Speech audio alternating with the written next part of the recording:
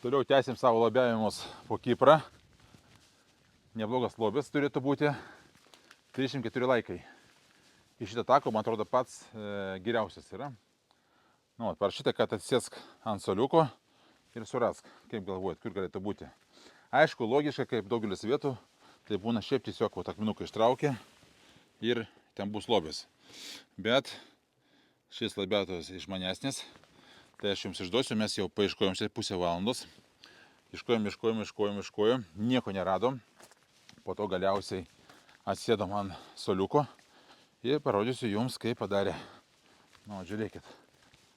Toks vat soliukas. Kur galėtų būti lobas? Kaip galvojat?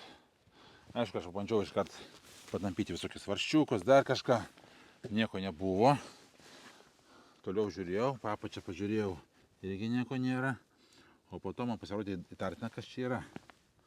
Tai va, pradėjau jį taip pat judinti. Žiūri, kad judo. Ir žiūrėkit. Hop. Prašau. Ir labiukas gerai padaryta. Na, vat. Kam trūksta idėjų, naudokitės. Tai va, tai kaip priotai šaunuoliai.